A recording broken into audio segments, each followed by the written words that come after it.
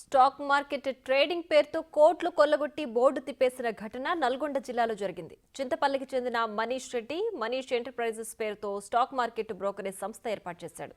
వందల మంది నుంచి ఏకంగా 50 కోట్ల రూపాయలు సేకరించాడు. మొదట్లో 2 నెలల వ్యవధిలోనే 1000కి 2000, 10,000కి 20,000, లక్షకు 2 లక్షల రూపాయలు రిటర్న్స్ ఇచ్చాడు. దీంతో స్థానికులు పెద్ద ఎత్తున పెట్టుబడి పెట్టారు. ఇంతలో సడన్ గా 50 కోట్లతో మనీష్ ఎంటర్ప్రైజెస్ బోర్డు ఎత్తేశాడు. పబ్లిక్ అందరూ అనుకుంటున్నారు వాళ్ళకి ఇచ్చిన వాళ్ళు లేకపోతే వాళ్ళ దగ్గర ఉన్నాయి. జనాలు ఏమంటారు అంటే నువ్వు పెట్టించిన వీళ్ళ మీద పడతారు. ఇప్పుడు రేపు అయితే మరి వీళ్ళ ఇళ్ళ మీదకి అందరు పబ్లిక్ కూడా మిషన్స్ ఏమంటుంది అంటే ఎవడెవడు పెట్టించిన వాళ్ళందరూ కలిసి వీళ్ళ మీదకి పోతారు. నువ్వు వాళ్ళకు సమాధానం చెప్పి డబ్బులు పబ్లిక్ ఇస్తావా? నువ్వు సమాధానం చెప్పాల్సిందే.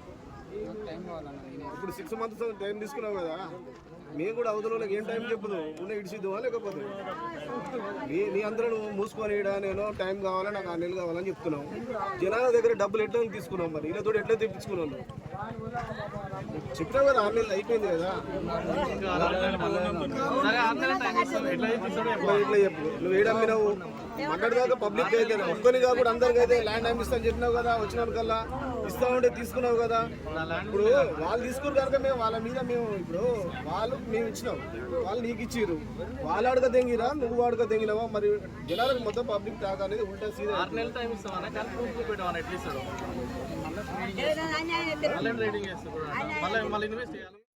కొన్నాళ్లు కనిపించకుండా పోయిన మనీష్ రెడ్డి చాలా రోజుల తర్వాత చింతపల్లిలోని తన ఇంటికి రావడంతో బాధితులంతా నిలదీశారు. దీంతో తనకు ప్రాణహాని ఉందంటూ ఆయన చింతపల్లి పోలీసులకు ఫిర్యాదు చేశాడు. ఇది తెలిసిన స్థానికులు తమ డబ్బులు ఇవ్వకుండా బోర్డు తిప్పేసి తిరిగి ప్రాణహాని ఉందంటూ తమపైనే కేసు పెట్టడమేంటని వాపోతున్నారు.